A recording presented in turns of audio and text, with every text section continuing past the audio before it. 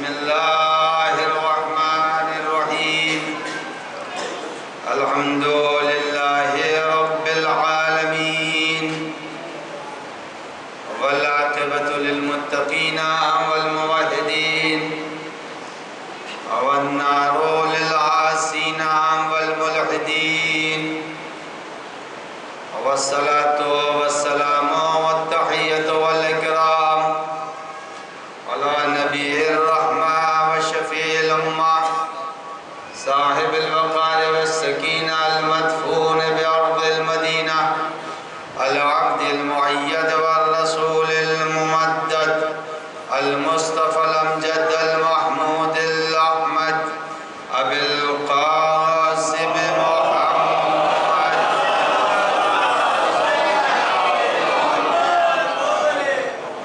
وعلى ابن عمه ووزيره ووصيه وخليفته نور الأنوار حجج الجبار والد الأئمة الأطهار قسيم الجنة والنار المولود في البيت ذي الأستار إمام المشارق والمغارب الذي حبه فرض على الحاضر والغائب غالب كل غالب علي بن أبي طالب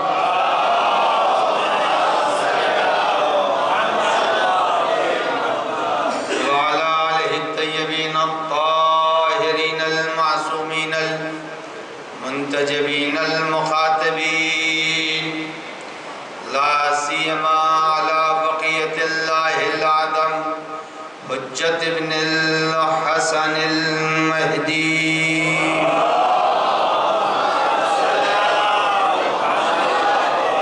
روحي وارواح العالمين له الفداء واللعنة الدائمة الباقية على أعدائهم أجمعين من ليلنا هذا إلى قيام يوم الدين أما بعد فقد قال الله الحكيم في كتابه الكريم بسم الله الرحمن الرحيم من ورائهم برزخ إلى يوم يبعثون صلوات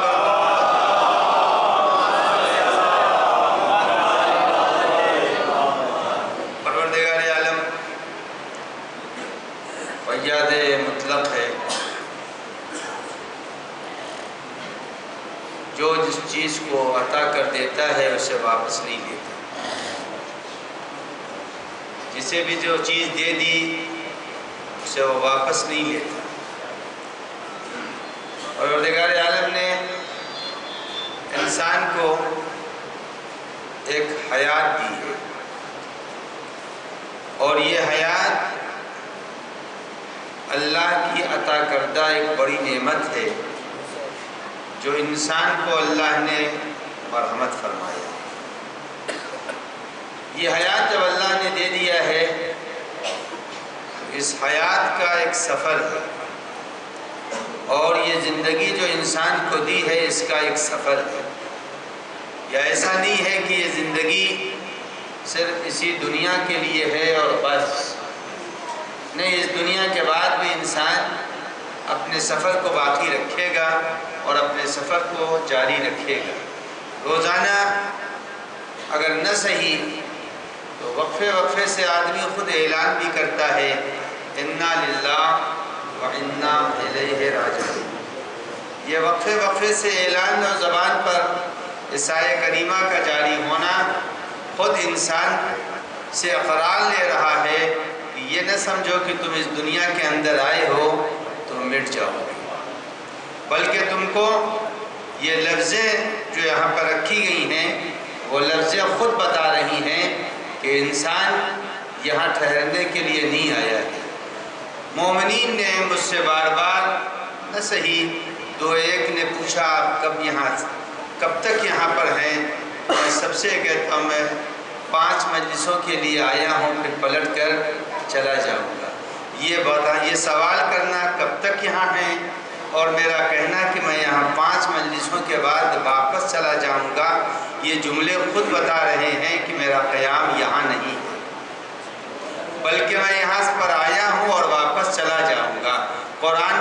انسانی زبان سے بار بار کسی جملوں کو دہرا کے کہا انا للہ و انا الیہ راجعون، ہم پلٹ کے جانے والے ہیں، یہ لفظ راجعون خود بتا رہا ہے کہ انسان اس کو تسلیم کرتا ہے کہ وہ یہاں ہمیشہ رہنے کے لیے نہیں آیا ہے۔ انسان آیا ہے یہاں کے اوپر تو یہاں سے پلٹ کے جائے گا، اور جب جائے گا تو یہ بات اپنی جگہ کے اوپر مسلم ہے کہ جو جہاں کے اوپر آتا ہے ایک دنیا سے دوسری دنیا میں داخل ہونے کے لیے، دنیا اپنی ساری متاع دنیا قلیل کے ساتھ بڑی وسیع دنیا ہے، اور جب انسان ایک جگہ سے دوسری جگہ کے اوپر منتقل ہوتا ہے، نکلتا ہے، دیکھیں یہ اتنی بڑی عمارت ہے، عمارت اتنی بڑی ہے، لیکن یہاں سے نکلنے کے لیے جو دروازہ ہے وہ بڑا چھوٹا ہے، دروازہ بہت چھوٹا ہے، عمارت اتنی بڑی ہے، دروازہ چھوٹا ہے، تو دنیا سے نکلنے کے لیے ایک در کی ضرورت ہے، اور اسی در کا نام ہے قبر۔ اسی دروازے سے انسان وارد کہاں ہوتا ہے؟ اس دنیا میں وارد ہوتا ہے جس دنیا کے اندر انسان کو ہمیشہ ہمیشہ رہنا ہے، ایک تھوڑا سا وقفہ ہے۔ تو یہ موت در حقیقت فنا کا نام نہیں ہے، مٹ جانے کا نام نہیں ہے، بلکہ موت ایک ذریعہ ہے ایک بڑی دنیا میں اترنے کا، ایک بڑی دنیا میں وارد ہونے کا۔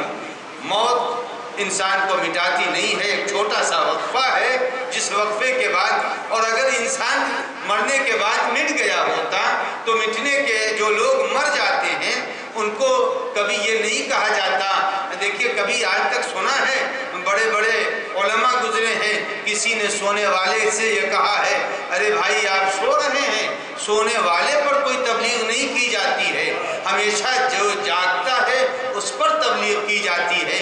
آپ اپنے گھروں میں سو رہے ہیں، یہاں کے مولانا شاہ صاحب آپ کے گھروں میں نہیں جاتے، لیکن یہاں کے اوپر آپ جب آتے ہیں تو ہمیشہ تبلیغ زندہ پر کی جاتی ہے، سونے والوں پر نہیں کی جاتی، اور یہی علامت ہے جب قبر میں میت رکھ دی جاتی ہے تو یہ نہیں سمجھنا چاہیے وہ مر گیا، اگر اسے مردہ سمجھتے تو اسماء افہام سنو اور سمجھ کر کے اسے جگاتے نہیں۔ تو اسماء افہام یہ بتا رہا ہے کہ یہ آدمی مرا نہیں ہے، زندہ ہے، تو رب العزت جس کو جو چیز دے دیتا ہے، حتیٰ کہ یہ حیات اس نے دے دی ہے، اب اپنا اپنا مزاج ہے، کوئی قلم سے لکھنے کا کام لیتا ہے، کوئی قلم سے کمربند ڈالتا ہے، یہ اپنا اپنا سلیقہ ہے، یہ تو اپنا اپنا سلیقہ ہے، آپ نے قلم کو لکھنے میں استعمال کیا یا کمربند ڈالنے میں استعمال کیا، یہ اپنا اپنا سلیقہ ہے۔ حیات بھی اللہ نے دی ہے تو یہ حیات دی ہے اس لیے نہیں دی ہے، جس کو دے دیا کسی نے اس حیات کو اتنا اونچا کر دیا کہ حیات اس کے اوپر ناز کرنے لگی، اور یہ حیات جس کو دے دیتا لیتا نہیں ہے۔ آپ پڑھتے رہتے ہیں قرآن مجید کی آیت کریمہ ہے وَلَا يَمُوتُ فِيهَا وَلَا يَحْيَا، یعنی اللہ نے جب دے دیا ہے، آپ کا اپنا سلیقہ ہے، بہت تیز آپ ڈرائیو کریں گے تو اپاہج ہو جائیں گے جب ایکسیڈنٹ ہوگا، اور ایکسیڈنٹ کے بعد اب وہ روانی نہیں رہ جائے گی، چونکہ خود آپ نے اپنے کو ٹکرایا ہے، جب خود ٹکرایا ہے تو اس کی سزا تو بھگتنی پڑے گی۔ تو حیات کی گاڑی کو جب انسان گناہ کے سے ٹکراتا ہے تو کہیں نہ کہیں اس کا اثر تو پڑے ہی گا، اور جب پڑے گا تو اب قرآن مجید کہتا ہے لا يموت فیہا ولا یحیا، تم یہ نہ سمجھنا جو حیات تم کو ملی ہے اب میں اسے لوں گا نہیں، یہ حیات دے دی ہے اب تمہارے پاس رہے گی، اگر جہنم میں جاؤ گے تو بھی وہاں لا يموت فیہا ولا یحیا، اب وہاں نہ تم مردوں میں شمار کیے جاؤ گے نہ زندہ میں شمار کیے جاؤ گے۔ تو حیات جو اللہ دے دیتا ہے وہ لیتا نہیں ہے۔ اب اس حیات کے لیے آدمی کو کرنا کیا چاہیے؟ وہاں پر آدمی مر کے نہیں جائے گا، زندہ ہی رہے گا۔ قرآن مجید نے کہا ہے انسانی زندگی کے دونوں چیزیں سامنے آتی ہیں، بسا اوقات آدمی وقت سے پہلے اپنی چیزوں کو بھیج دیتا ہے، بہت زیادہ سامان ہے، سامان بہت زیادہ ہے، اتنا سامان جا نہیں سکتا ساتھ، پہلے ہی سے اس سامان کو بھیج دیا۔ قرآن کریم بھی یہی کہہ رہا ہے روزانہ پڑھا جانے والا سورہ ہے اِنَّا نَحْنُ نُحْيِي الْمَوْتَى وَنَكْتُبُ مَا قَدَّمُوا وَآثَارَهُمْ۔ قرآن مجید کہتا ہے دیکھو حیات ہم دیں گے، جب حیات دیں گے تو حیات کے بعد جو بھی تم کام کرو گے ہم سب کو لکھیں گے، ہم تمہاری زندگی کے ہر چھوٹے بڑے کام کو لکھیں گے، کوئی ایسا عمل نہیں ہے جس کو ہم نہ لکھیں۔ لیکن دیکھو یاد رکھنا دو قسم کے اعمال ہیں تمہارے لیے، ایک تو تم خود کر کے جاؤ، ما قدمو جو تم نے خود پیش کر دیا ہے اس کو تم خود کر کے جاؤ، وہاں کے اوپر میں تمہیں پہلے ہی جیسے سامان پہلے تم نے بک کر دیا ہے یہ عمل پہلے بک کر دو، وہاں کے اوپر تمہارا عمل محفوظ رہے گا، جائے گا نہیں۔ ما قدمو، اور اس کے بعد تمہارے لیے دوسرا عمل کا راستہ یہ ہے وآثارہم کہ تم نے اپنے بعد سلسلہ عمل بند کر دیا ہے، یہ سلسلہ عمل کھلا رکھا ہے انسانی زندگی کے لیے۔ تو انسان جب قبر میں جائے تو قبر میں جانے سے پہلے خود قبر کو آمادہ کرے، کتنا آمادہ کرے، کیسے آمادہ کرے، بہت زیادہ مشکل کام نہیں ہے۔ اس میں ایک آدمی بھی ایسا نہیں ہے جو یہ کہہ دے کہ ہم کو آتا نہیں ہے قبر کو آراستہ کرنا، کوئی ایک ایسا آدمی نہیں ہے جو یہ کہہ دے مجھے قبر کو آراستہ، اس لیے کہ مذہب نے کوئی مطالبہ ایسا کیا ہی نہیں ہے جو انسان کے ضمیر میں نہ رکھا۔ ہر انسان کے ضمیر اور اس کے کانشس میں اللہ نے کچھ چیزوں کو رکھ دیا ہے اور اس کو بتانے کی ضرورت نہیں ہے۔ اس میں کون سا ایسا آدمی ہے جس کو نہیں معلوم جھوٹ بولنا حرام ہے؟ کوئی ایک بتا دے کہ ہم کو نہیں معلوم، آج آپ نے کہا ہے تو معلوم ہوا ہے کہ جھوٹ بولنا حرام ہے، یعنی یہ سب کو معلوم ہے جھوٹ بولنا حرام ہے، یہ سب کو معلوم ہے کہ قتل کرنا حرام ہے۔ اس میں کس کو نہیں معلوم غیبت کرنا حرام؟ دیکھیں ہم نہیں بول رہے ہیں کچھ، سب وہ آپ ہی بول رہے ہیں، یہ کس کو نہیں معلوم غصب کرنا حرام ہے؟ یعنی یہ ساری چیزیں جو جانتا ہے مجمع، یہ ساری چیزیں وہ ہیں جس کا علم پروردگار عالم نے دیا ہے، اور ظلم کرنا حرام ہے۔ یعنی یہ سب چیزیں پروردگار عالم نے انسان کے نفس میں رکھی ہے، کانشس میں رکھی ہے، ضمیر میں رکھی ہے، اس کی روح میں رکھی ہے کہ انسان جانتا ہے کہ حق کیا ہے اور باطل کیا ہے۔ کوئی ایسا آدمی نہیں ہے جس کو نہ معلوم ہو۔ ہم تو کہتے ہیں اتنا یہ مسئلہ آسان اور اتنا یہ مسئلہ واضح ہے، ایک بچہ ہے جو ابھی صرف 9 مہینے 10 مہینے 1 سال 1.5 سال کا ہے، اس بچے کو آپ بلون دے دیجئے اور اس کے بعد سے کوئی صاحب جا کر کے اس بچے سے اس بلون کو چھیننا چاہے، غبارے کو جیسے ہی چھینیں گے وہ رونا شروع کرے گا۔ یہ رو نہیں رہا ہے، ظلم کے خلاف احتجاج کر رہا ہے۔ یہ بچہ رو نہیں رہا ہے، اگر اس کا بس ہوتا تو وہ کچھ اور کرتا، لیکن اس نے رو کر کے بتایا یہ میرا حق چھینا جا رہا ہے۔ تو ظلم کو ایک بچہ بھی پہچانتا ہے۔ ایک بچے کے دہن میں اگر آپ نے ایک لیمو نچوڑ کے رکھ دیا تو اس کے بگڑے ہوئے چہرے بتا دیتے ہیں یہ غذا اس کو اچھی نہیں لگ رہی ہے، مگر شہد کا قطرہ اگر آپ نے اس کو چٹا دیا تو وہ بار بار اپنے لبوں پر زبان کو لائے گا۔ یعنی زبان کو لبوں تک لانا یہ اس بات کی دلیل ہے اس کا مزاج حلاوت کو پسند کرتا ہے، ترشی کو ناپسند کرتا ہے۔ جب یہ ہے تو اب یہ یاد رکھیے یہ تمام چیزیں گناہ مزاج انسانی اور روح انسانی کے لیے ایک ترشی کا نام ہے، اور نیک عمل انسان کے لیے مٹھاس اور حلاوت کا نام ہے۔ عزیزوں، انسان کو پروردگار عالم نے پہلے ہی بتا دیا کہ دیکھو 2 چیزیں لے کے آنا، ایک خود کر کے آؤ عمل، اور دوسری چیز یہ ہے کہ تم اپنے عمل سے کچھ ایسے کر کے آؤ کہ تم کو بعد میں ملتا رہے۔ ریٹائرمنٹ بہت سے لوگوں کو ہوتے ہیں، بعد میں ان کو کچھ ابھی فکس ڈپازٹ کر دیتے ہیں، اس کا بینیفٹ آتا رہے گا۔ رقم 1 مرتبہ جمع کیا، مگر ظالم حکومتیں کچھ بینیفٹ دیتی ہیں۔ اگر ظالم حکومتوں کے دل میں اتنا ہے کہ آپ کے تھوڑے پیسوں کا بینیفٹ دے رہی ہے تو رب العزت نے کہا تم ہماری بارگاہ میں کچھ بھیج دو، ہم بڑھا بڑھا کے اس کو تمہیں لوٹاتے رہیں گے۔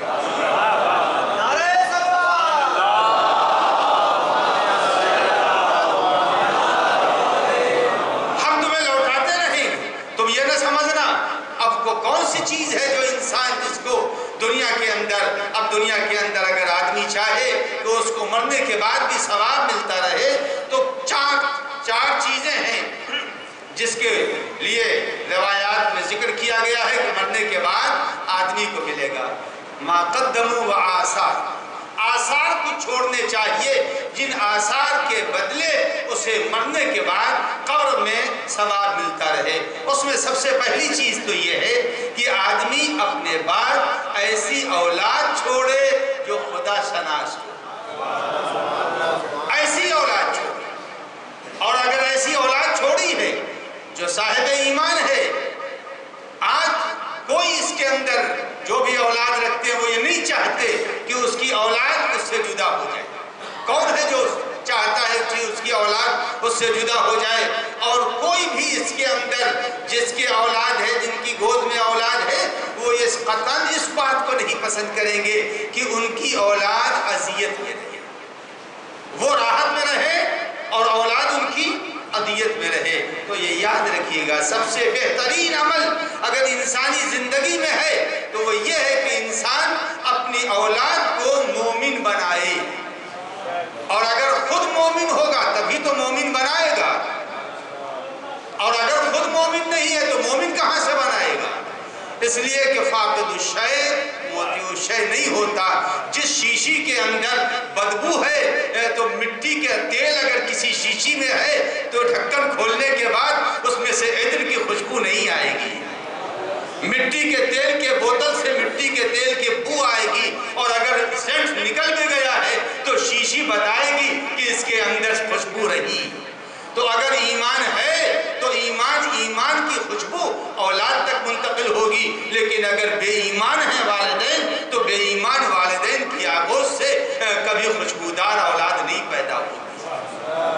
تو اولاد کو ماں باپ کو چاہیے اولاد کو ایماندار بنائیں، اور جب ایماندار اولاد ہوگی تو ایسی گود کے پلے ہوئے بچے بھی بچپنا ہو اس کے باوجود چونکہ گود ایمان ہے، صاحب پرورش اور ماں کی گود میں چونکہ ایمان ہے، لہذا جو اس گود میں پیدا ہوگا اس بچے کے اندر بھی ایمان اس کے لہو میں ہوگا، اس کے گوشت میں ہوگا، اس کے خون میں ہوگا۔ اب آپ یہ نہ سمجھے کہ انسان کی زندگی میں اثر نہیں ہے۔ پیغمبر اکرم صلی اللہ علیہ وآلہ وسلم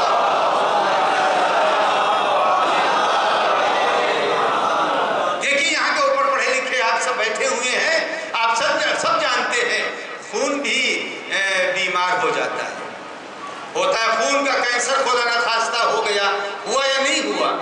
یہ بیماری کا اس کے اندر سرخ ذرات نہیں مل رہے ہیں، خون بھی مریض ہوتا ہے۔ جب خون مریض ہوتا ہے تو اب پیغمبر اکرم صلی اللہ علیہ وآلہ وسلم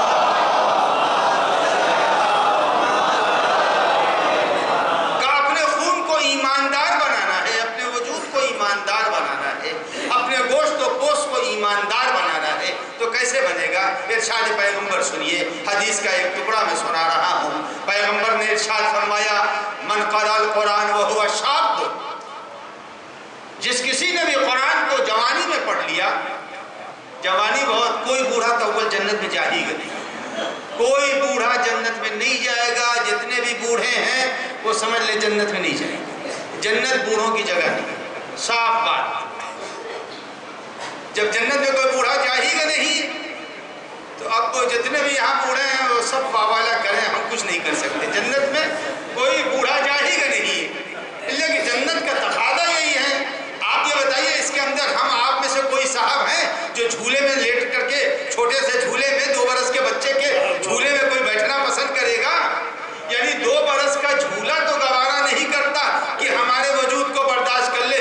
جنت میں اتنا مزاج بنا رکھا ہے، اس کے اندر صرف جوان جائے گا، کوئی بوڑھا نہیں جائے گا۔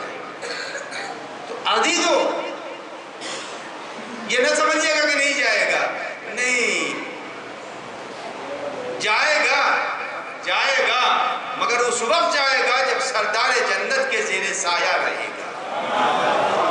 سردار جنت کے زیر سایہ رہے گا تو جائے گا۔ اور سردار جنت کون ہے؟ ارشاد پیغمبر اکرم صلی اللہ علیہ وآلہ وسلم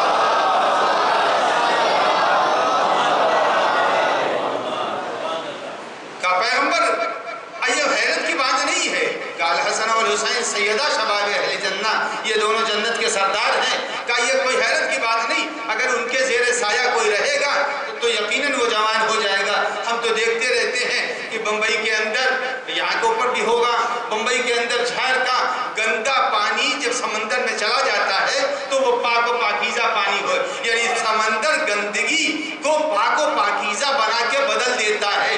اگر ہمارا گندا پانی سمندر سے مل کر کے پاک بن جایا کرتا ہے تو یہ ہماری ضعیفی جب سردار جنت سے ملے گی تو شباب میں بدل جائے گی۔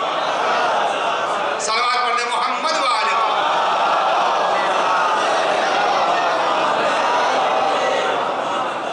ایک مرتبہ مل جل کے صلوات بھیجیں۔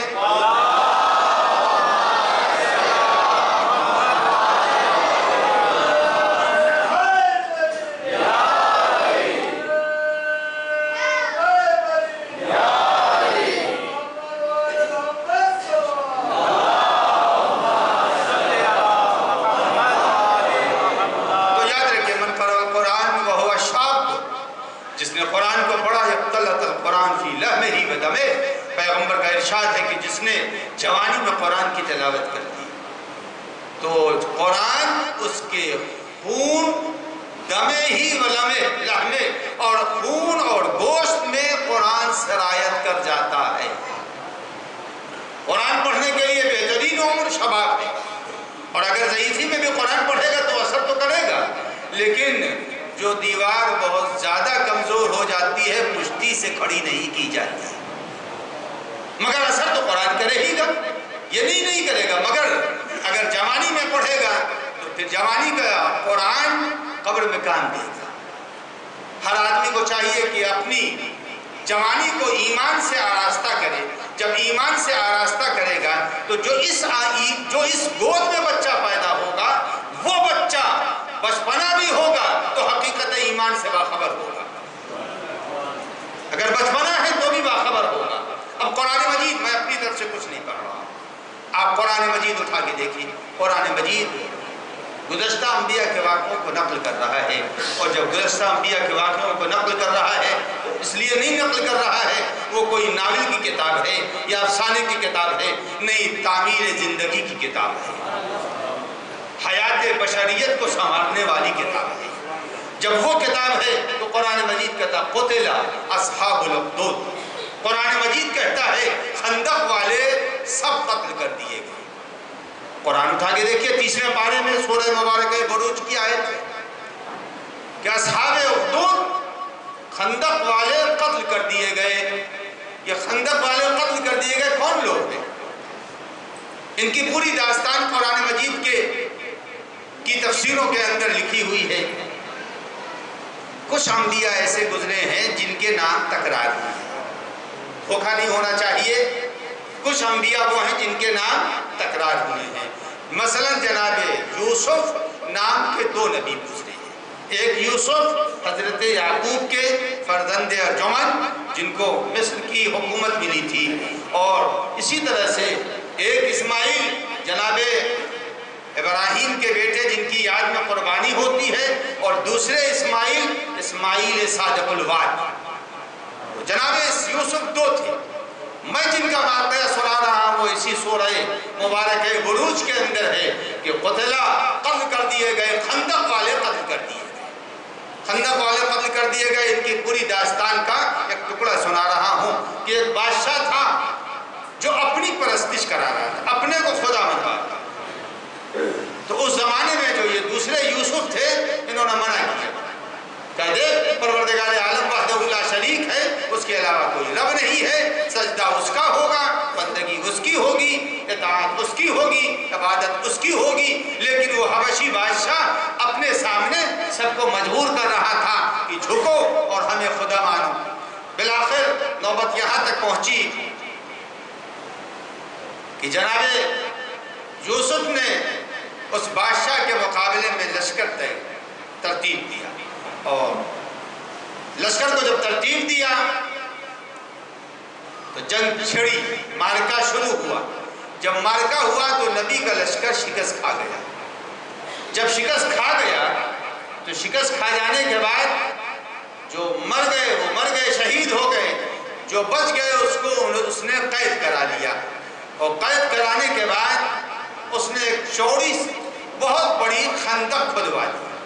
اس خندق کے اندر اس نے آگ کو روشن کروایا اور روشن کرانے کے بعد سے کہا کہ دیکھو جو اس یوسف کے دین کے اوپر، قرآن مجید ہے، جو اس یوسف کے دین کے اوپر ہے وہ آگ میں کود کے دکھائے، اور جو ان کے دین سے اظہار بیداری کر رہا ہے وہ یہاں سے ہٹ جائے، میری خدائی کا اقرار کر رہا ہے، اس کو کودنے کا حکم نہیں دیا گیا ہے.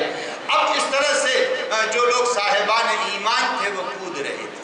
دیکھیے میری بات بھولیے گا نہیں جو کہنے جا رہا ہوں.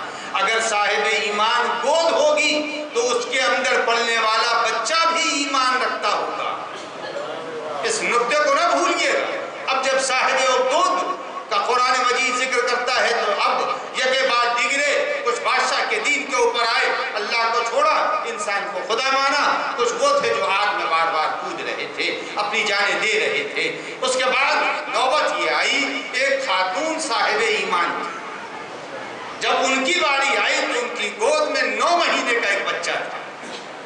اب 9 مہینے کا بچہ، ماں کو آگ میں کودنا ہے. جب ماں آگ میں کودنے کے لیے آمادہ ہوئی تو بچے کی محبت مانے ہو رہی تھی. بچے کی محبت مانے ہو رہی تھی.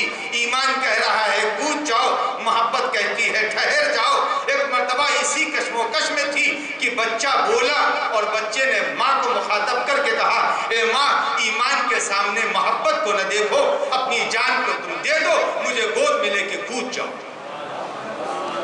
اب عزیزان گرامی واقعہ میں بعد میں سناؤں گا پورا.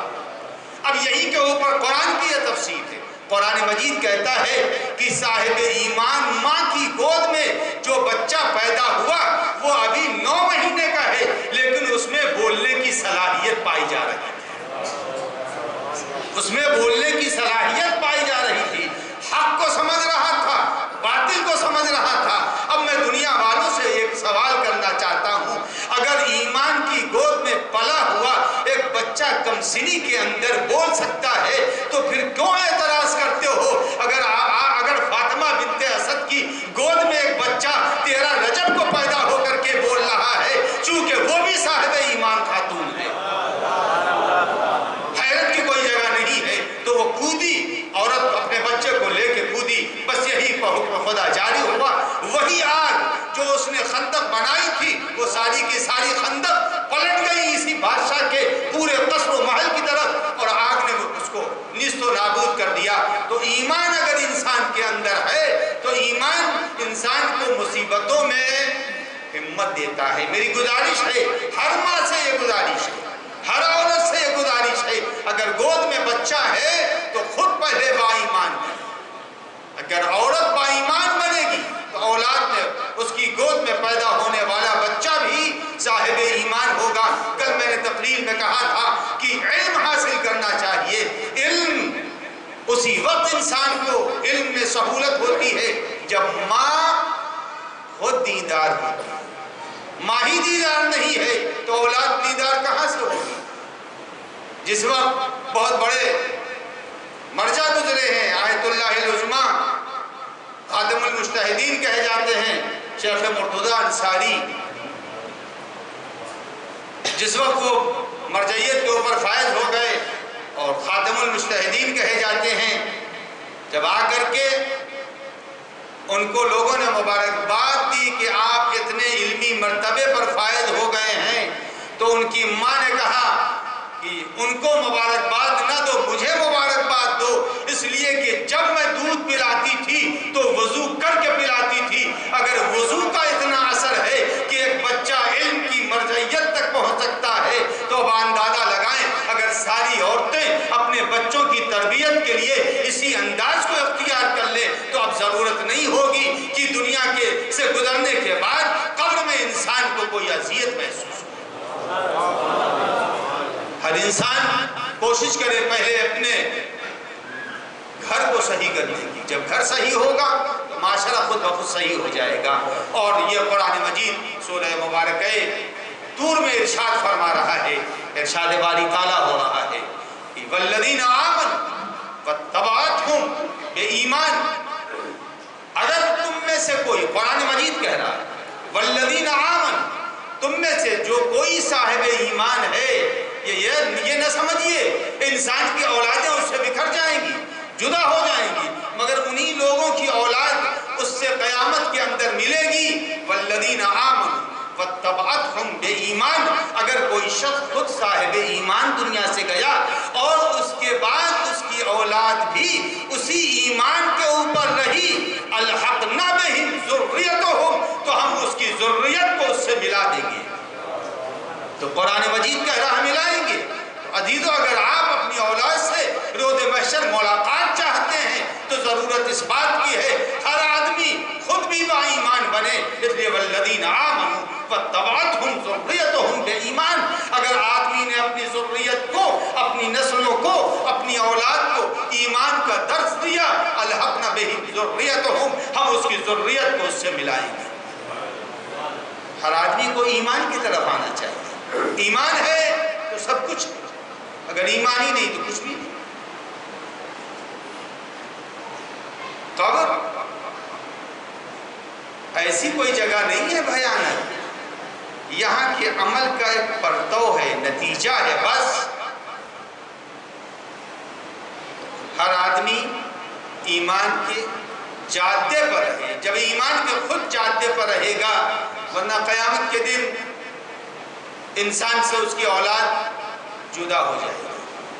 اور یہ نہیں سمجھیے یہ گھر میں لا کر کے فرنیچر کی طرح سے سجانا نہیں ہے، ایمان فرنیچر نہیں ہے کہ لا دیا تو اب جب ٹوٹے گا تبھی تو پھینکیں گے، نہیں، یہ کب نکل جائے گا اس کی کسی کو خبر نہیں ہے۔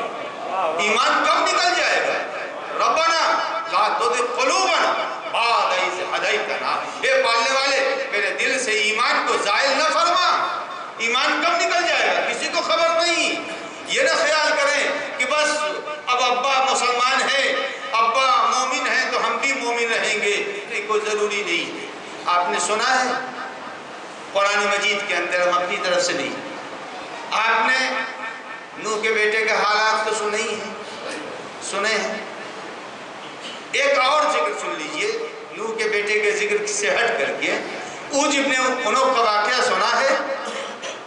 اوج ابن عنق کا نام سنا ہے؟ اچھا، اوج ابن عنق کا نام اور واقعہ اگر نہیں سنا تو یہ تو ضرور سنا ہے، ایک جناب موسیٰ کا دشمن تھا، 40 ہاتھ کا عصا تھا، 40 ہاتھ اچھلے تھے اور اس کے بعد انہوں نے مارا تھا اس کے ٹخنے پر۔ یہ تو سنا ہے، یہ بتائیے یہ اوج تھا کون؟ اوج تھی کون؟ یہ اوج کون ہے؟ عنق اس کا بیٹا ہے۔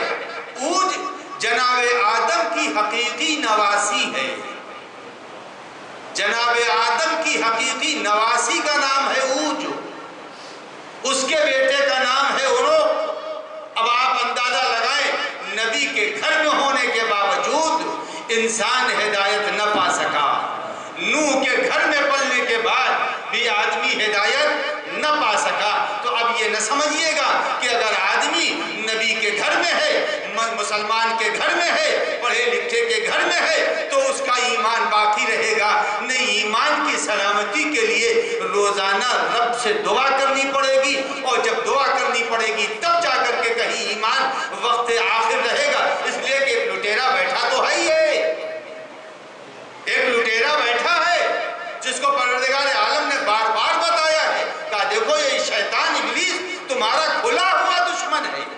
جب کھلا ہوا دشمن ہے تو اس دشمن سے باخبر ہونا چاہیے، کب سرمایہ ایمان نکل جائے۔ تو عذاب قبر سے بچنے کے لیے سب سے پہلی چیز یہ ہے، 4 چیزوں میں سے ایک چیز یہ ہے کہ آدمی اپنی اولاد کو دیندار بنائے، کوشش کرے۔ اور اتنا مشکل مسئلہ ہے یہ مسئلہ آسان نہیں ہے، اس کو یہ نہ سمجھ لیجئے گا کانوینٹ میں ڈال دیا بس بچہ پڑھ لے گا، نہیں، مشکل ہے، بہت مشکل ہے اولاد کی تربیت کرنا۔ سنیں گے یا نہیں سنیں گے؟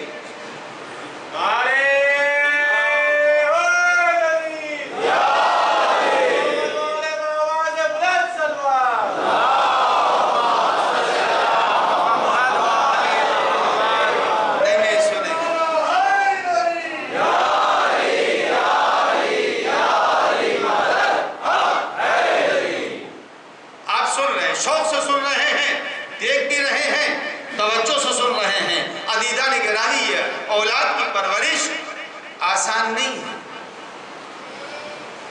بہت مشکل ہے، اتنی ہی مشکل ہے یہ اولاد کی پرورش کہ اس عمل کو، اولاد کی پرورش اور تربیت کو مقام دعا میں رکھا گیا، مقام دعا میں رکھا گیا۔ اس کے اندر یہ بچے مولانا کے سب شاگرد بیٹھے ہوئے ہیں یہاں کے اوپر، ان بچوں کو ازبر ہے۔ آپ نے دعائے اذان پڑھی ہے، یہ سارے بچے دعائے اذان جانتے ہیں، اس میں کیا ہے؟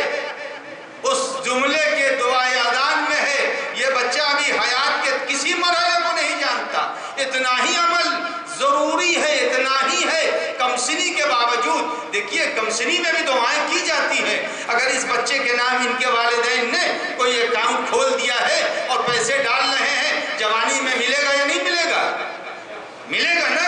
تو جس طرح ایک ماں باپ ابھی اگر ان کے نام اکاؤنٹ کھول کے پیسے ڈال رہے ہیں تو پیسے مل جائیں گے۔ تو یہ یاد رکھیے، اگر کم سنی میں کسی بچے نے اپنے حق میں دعا کی ہے، وہ دعا ضائع نہیں جائے گی، وہ بھی دعا سیف رہے گی۔ اب آئیے آپ دعائے اذان پڑھیے، دعائے اذان میں کیا ہے؟ وَأَوْلَادِ أَبْرَارًا، اے پالنے والے میری اولاد کو نیکوکار بنا دے۔ تو اتنا مشکل ہے اولاد کی پرورش۔ اگر اولادی ابراروں، اولاد نیکوکار نہیں ہے تو یہ یاد رکھیے کہ پوچھا جائے گا، 6 چیزوں کا سوال ہوگا۔ 6 چیزوں میں سے سب سے پہلی چیز یہ ہے کہ تم نے اپنی اولاد کو کس راہ کے اوپر لگایا ہے، اس لیے کہ نعمت ہے اولاد۔ جب اولاد نعمت ہے تو ہر نعمت کا سوال کیا جائے گا، یہ پوچھا جائے گا کہ تم نے فقط اپنی اولاد کو دنیاوی تعلیم سے آراستہ کیا یا دین کی طرف بھی تم نے اس کو توجہ دلائی۔ اس لیے کہ اگر دنیاوی تعلیم نے دنیا کے لیے اس کو بنایا، ہم نے اس کو دنیا کے لیے نہیں پیدا کیا تھا۔ لدو للموت وابنو للخرابی، کہا یہ تو دنیا مٹ جائے گی۔ تو ہر آدمی کو چاہیے کہ اپنی اولاد کی پرورش کے اوپر اتنی توجہ دے، اتنی توجہ دے تاکہ وہ ایمان رہ جائے، ایمان پر مرے۔ اور یہی نہیں، اگر میرے ہاتھ سے رومال گر جائے تو اس کے لیے مجھے کسی سہارے کی ضرورت نہیں ہے، رومال اٹھا لوں گا۔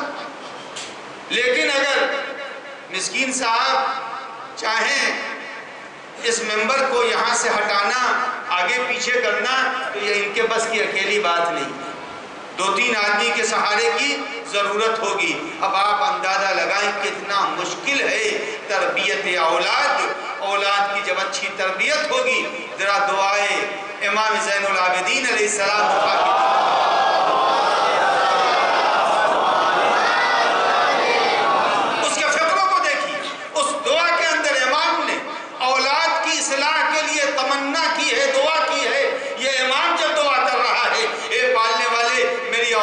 صالح بنا دے، پالنے والے ویسا بنا دے جیسا تو چاہ رہا ہے۔ اے پالنے والے، ہم اپنی اولاد کی وہ تربیت نہیں کر پائیں گے جو تیری رضا کے مطابق ہے، پالنے والے ہم کو وہ صلاحیت دے دے۔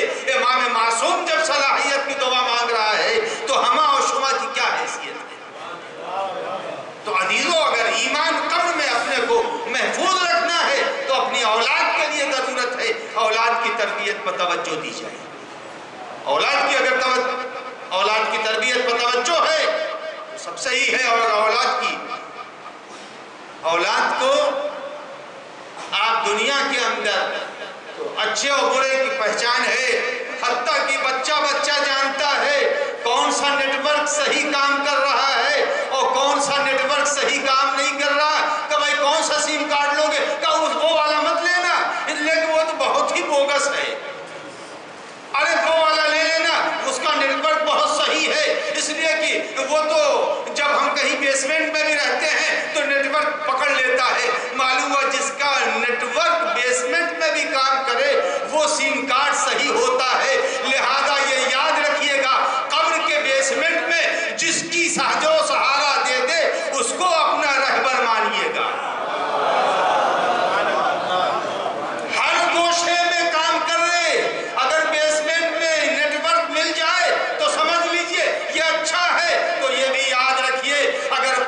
گوشے میں کہیں کوئی عقیدہ ہماری مدد کر رہا ہو تو وہ عقیدہ ہمارے لیے ضروری ہے۔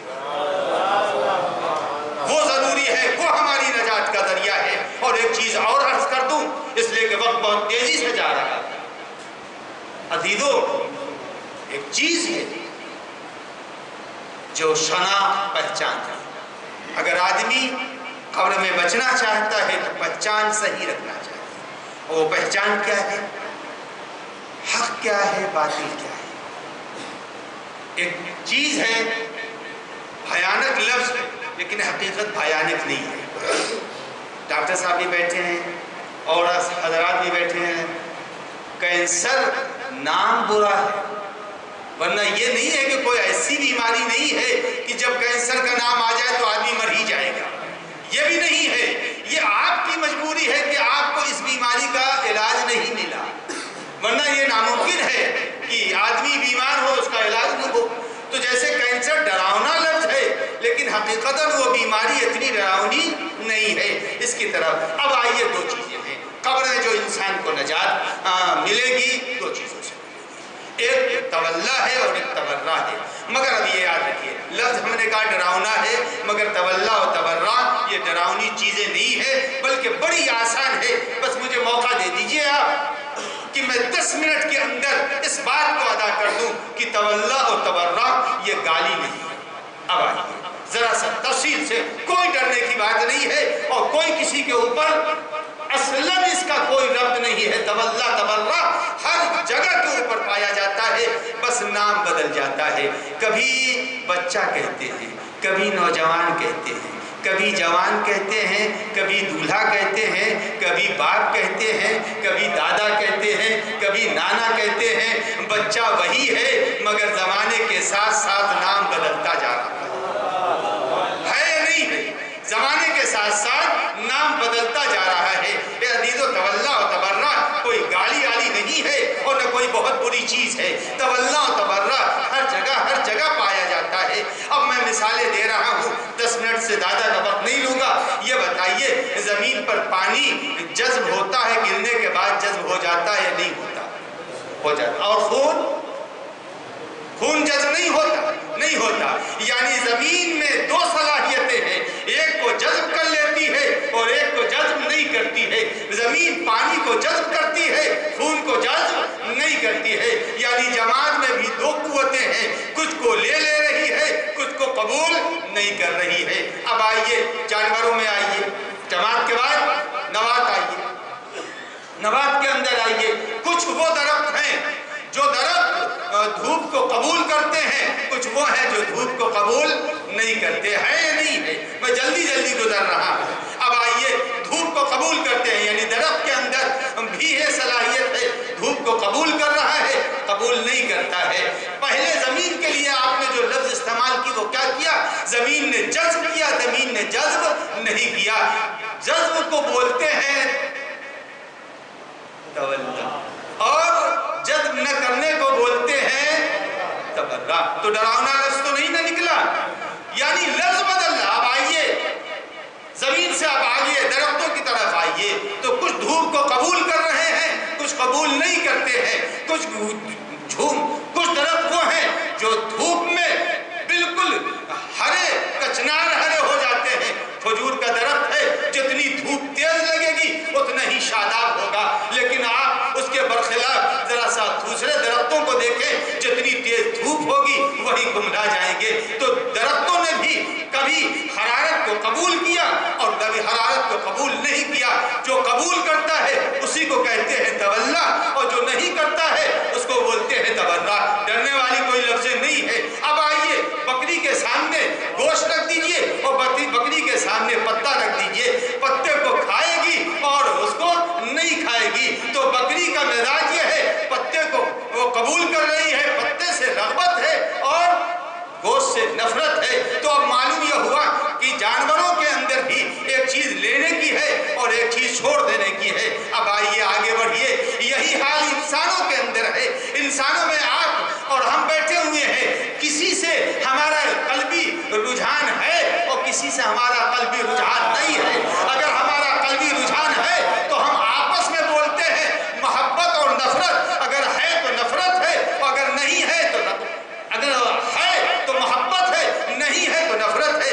आपस की जबान में हम नफरत और मोहब्बत बोलते हैं। अब बस यही के ऊपर आइए, और यही अंदाज इंसानी जब औलिया में आता है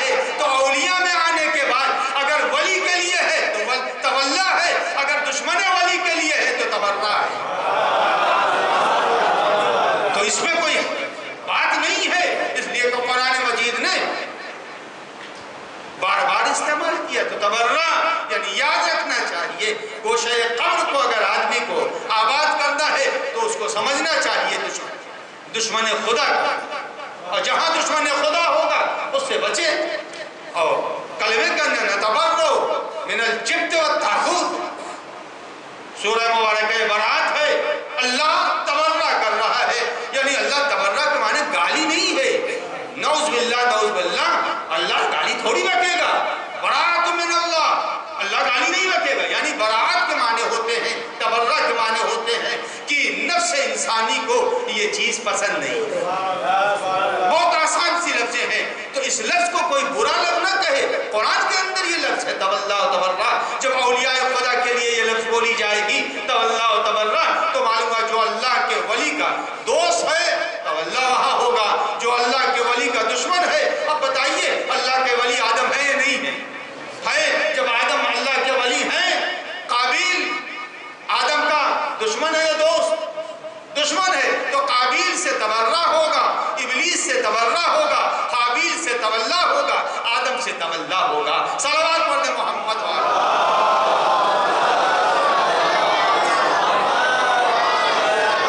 تو اندھیرے میں قبر کے آدمی کے لیے ضروری ہے کہ وہ پہچانتا ہو حق کیا ہے، باطل کیا ہے، نفرت کس سے کرنی چاہیے، دوستی کس سے کرنی چاہیے. اللہ مرکز محبت ہے، اس لیے اللہ سے تولا. ابلیس دشمن ہے، لہذا ابلیس سے تبرہ ہے. یہ یاد رکھیے کہ یزید دشمن تھا. یزید نواز رسول کا دشمن، اس نے ذبح کر دیا. جب ذبح کر دیا اب یزید دشمن ہے. جب دشمن ہے تو تبرہ. ورنہ گالی کو عربی میں تبرہ نہیں بولتے، گالی کو سب بولتے، گالی کو سب بولتے. اور کوئی مسلمان یہ نہیں پسند کر سکتا کہ وہ گالی بکی. گالی تو مسلمان کا شیوا ہی نہیں ہے. تبرہ تو ہے. ابھی یہاں سے آپ نکلنے لگے اور کہیں کوئی صاحب کھڑے ہو کر کے گلاب پاس میں گلاب بھر کر کے اسپرے کرنے لگے. ہر آدمی کیا اچھی خوشبو ہے، کیا اچھی خوشبو ہے. یہ ناک کا سانس کا روک کر کے چھوڑنا یہ بتا رہا ہے کہ ان کو خوشبو سے محبت ہے. اور اگر باہر نکل گئے اور معلوم یہ ہوا کہ میونسپلٹی کی گاڑی نے وہ مچھر مار دھواں چھوڑ دیا ہے، یہ منہ کرنا یہ اس بات کی علامت ہے کہ مزاج کو تبرہ ہے. یہ منہ بتا رہا ہے کہ مزاج کے اندر یہ دھواں پسند نہیں ہے. تو اب پتہ چلا کہ اگر آدمی قبر کے اندھیروں میں بچنا چاہتا ہے، عذاب الہی سے بچنا چاہتا ہے، تو خدا کے دشمن کو بھی پہچانے، خدا کے دوست کو بھی پہچانے. یہ چیزیں ہوں گی تو انسان یقیناً جادہ حق کے اوپر. اور یہ نہیں ہو سکتا ہے کہ آپ ٹوٹے ہوئے چاول کو سالم چاول سے الگ کر لیتے ہیں، اور آج کا دکاندار ٹوٹے چاول کو الگ بوری میں رکھ رہا ہے، سالم چاول کو الگ رکھ رہا ہے. ارے 2 پیسے کا چاول خریدنے میں ٹوٹا اور سالم دیکھ رہے ہیں. اور اتنا بڑا کامل عقیدہ جو نجات کی طرف لے جائے گا، اس میں ٹوٹے اور کامل کا فرق ہی نہ ہو.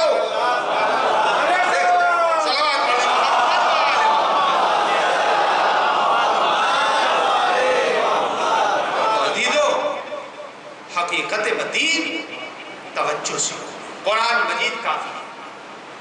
قرآن اور قرآن کے مفسرین جو اللہ نے بنائے ہیں، مفسرین برحق ان کی باتوں کو لیجیے اور ایمان اپنے اندر پیدا کیجیے. جب آپ اپنے اندر ایمان پیدا کریں گے تو آپ کے ایمان کی وجہ سے آپ کی گود کا پلا ہوا خود با ایمان بن جائے. ورنہ اگر خود ایمان نہیں ہے، گود کا بچہ کہاں سے ایمان پیدا ہوگا؟ اس لیے کہ آج تو سبھی جانتے ہیں، ڈی این اے تو سبھی پہچاننے لگے. اب کون نہیں جانتا ہے؟ یعنی اگر سوچ پیدا ہو جائے، سوچ غلط سوچ کا نتیجہ بھی ہوتا ہے کہ جائے کہ آدمی اپنے اندر ایمان ہی کو نہ جلا دے. آپ کی اطلاع میں ہے، میں مجبور ہوں، بات کو سمیٹ رہا ہوں اس لیے کہ وقت تیزی سے بڑھ رہا ہے. لیکن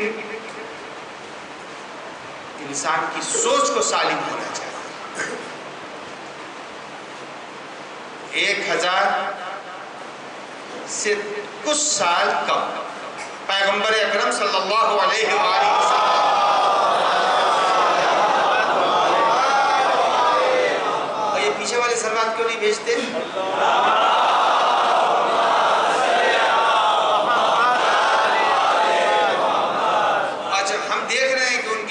نہیں چل رہی ہے، وہ کھل نہیں رہا ہے، تو اسی لیے ہم کہہ رہے ہیں کہ پیچھے والے پہلے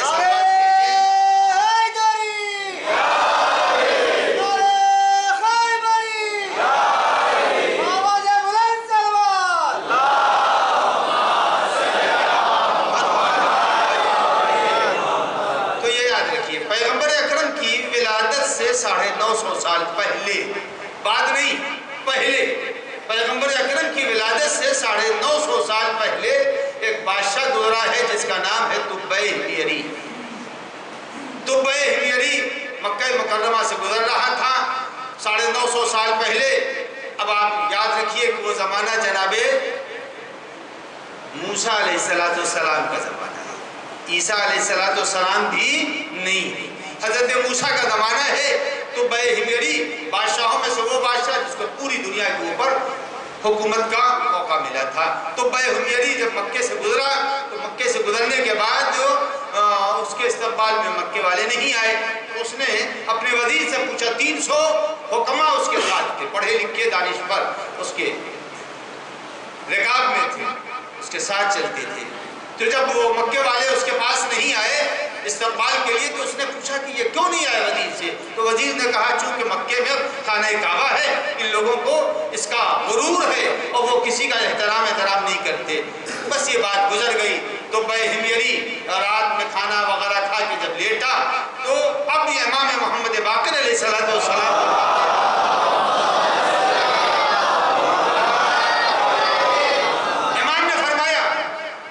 رات میں جب وہ کھانا وغیرہ کھا کر کے سویا اور صبح جب ہوئی تو اس کے آنکھ سے، ناک سے، کان سے سب پانی بہنے لگا۔ فوراً اس کے ہاں جو طبیب تھے سب نے کھانوں کا جائزہ لیا، کہیں کے اوپر کوئی چیز ایسی نہیں ملی جو زہریلی ہوتی۔ اب اس کے خود رکاب میں جو ڈاکٹر تھے، طبیب تھے، حکیم تھے، سب نے اپنے اعتبار سے اس کا جائزہ لیا، لیکن کہیں کے اوپر کہیں کوئی کسی مرض کا پتہ ہی نہیں چل رہا ہے۔ تو کسی نے مشورہ دیا، مکے میں ایک طبیب ہے جو بڑا حاذق طبیب ہے، کہا اس کو بھی بلا لیا جائے۔ وہ آیا، اس نے نبض دیکھی، کہا میری بات تو بھولے تو نہیں آپ کہ آدمی کی فکر کا اثر اس کے جسم پر پڑتا ہے، ایمان تو ایمان، فکر کا اثر اس کے جسم پر پڑتا ہے۔ اس نے نفس کے اوپر ہاتھ رکھا اور جب نفس پر ہاتھ رکھا ہے اس نے تو نفس کو دیکھ کر کے چھوڑ دیا، اٹھ کے چلا آیا، وزیر کو بلایا اور کہا بادشاہ کوئی بیمار نہیں ہے، بادشاہ سے کہہ دو اس نے کوئی بڑا گناہ کا ارادہ کیا ہے، اس ارادے گناہ سے یہ بیمار پڑا ہے، یہ ارادے گناہ سے بیمار پڑا ہے۔ جب وزیر سے پوچھا کہ کیا اس نے بتایا، کہا سرکار کیا بتاؤں، یہ تو یہ کہہ کے جا رہا ہے کہ کوئی بڑا ارادے گناہ کیا ہے۔ تو کہا حقیقتاً ایسا ہے، یہ طبیب یہ کہہ رہا ہے؟ کہا ہاں، کہا یہ کہہ رہا ہے۔ تو جب اس نے یہ کہا تو بادشاہ نے کہا اچھا، فوراً اس نے اپنا وہ ارادہ بدل دیا۔ اب امام محمد باقر علیہ السلام فرماتے ہیں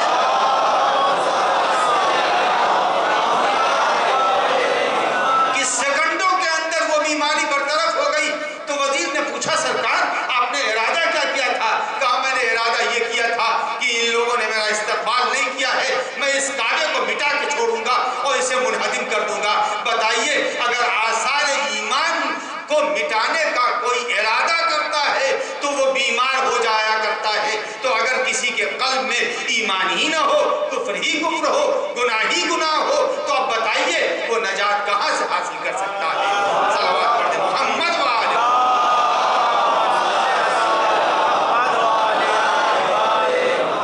بس عزیزو، اس سے زیادہ مجھے وقت نہیں لینا ہے۔ تو یہ ایام ایمان کی تقویت کے، مظلومیت کے اعلان کے، حقانیت کی تشہیر کے، ظلم سے بیزاری کے لیے، احتجاج ظالم کے سامنے کرنے کے لیے۔ وہ کربلا کا واقعہ سن 61 ہجری میں ہوا تھا، وہ واقعہ آج بھی زندہ ہے اور تازہ ہے۔ وہ اس واقعے کے اندر دھندلاپن پیدا نہیں ہوا۔ قافلہ جو کربلا سے اسیر ہوا تھا، اسیروں کا قافلہ کشاں کشاں پھرایا جا رہا ہے۔ جب یہ قافلہ बाजारों से गुजर रहा होता था, कोई ढेले फेंकता था, कोई आग फेंकता था, कोई ईजा पहुंचाता था, इसलिए कि सबको ये बताया गया था कि ये बागी है, लेकिन फर्जंद रसूल के अहले हरम का तारुफ नहीं। तारीख़ करबला में मिलता है जब ये अहले हरम रसन बस्ता ले जाए जा रहे थे, कूफे के बाज़ार से जब ये काफ़िला गुज़र रहा था तो बाला खाने के ऊपर कुछ ख़वातीन इस काफ़िले का तमाशा कर रही थी, देख रही थी। तो जनाब सैयद सज्जाद का काफ़िला और उनका नाका जब उस मकान की छत से गुजरा तो जो खातून बैठी हुई थी उन्होंने सैयद सज्जाद से पूछा कि ए कैदी, ये बताओ तुम्हारे चेहरे से तो नहीं लगता कि तुम बागी हो, ये बताओ तुमको किस जुर्म में इस तरह से कैद किया गया है। आप सुनेंगे जनाब सैयद सज्जाद ने क्या जवाब दिया। सैयद सज्जाद ने इशारा किया, बोले नहीं, और बीमार ने कहा तौक चुभ रहा है, मैं बोल नहीं सकता, पीछे जो आ रहा है काफिला उस नाके के ऊपर एक मुअज़्ज़मा है, उनसे पूछ लेना। सैयद सज्जाद का नाका आगे बढ़ गया, दूसरा नाका जो आया ठहरा, वो भी उसी मंजिल के सामने ठहरा। जब वो ठहरा है तो एक मुअज़्ज़मा है जिनकी गोद में एक नन्ही सी बच्ची है, और ये बच्ची बार बार अपनी फूफी से कह रही है, ए फूफी अम्मा, प्यास मारे डाल रही है, ए फूफी अम्मा मुझे पानी पिला दीजिए, ए फूफी अम्मा मुझे पानी पिला दीजिए। मगर रसन बस्ता ज़ैनब पानी लाए तो कहाँ से लाए। लेकिन वो मुअज़्ज़मा जो बैठी हुई इस मंजर को देख रही थी, उन्होंने इशारा किया और अपनी कनीज़ों से कहा कि दौड़ के जाओ और ला के जल्दी से पानी का प्याला दे दो, कहीं नाका आगे न बढ़ जाए। नाका ठहरा रहा, कनीज़ें गई, दौड़ के पानी का प्याला लाई, और जब पानी का प्याला लेके आई और ला के दिया है, जनाब सकीना ने पर पानी का प्याला लिया, चाहती थी कि पानी पी ले, इतने में मुअज़्ज़मा के ज़बान से निकल गया, ए बीबी पानी पी के मेरे लिए दुआ कर देना। ये सुनना था कि एक मर्तबा प्याले पर अली की बेटी ने हाथ रख दिया और कहा, ए बेटी पहले दुआ सुन लो, फिर बाद में पानी पीना। अब उसके बाद जो दुआ की, 3 दुआएं कराई है उसने। पहली दुआ तो ये कराई जो सकीना भी तड़प गई, ज़ैनब भी तड़प गई, अरे सुनने वाले सब तड़प गए।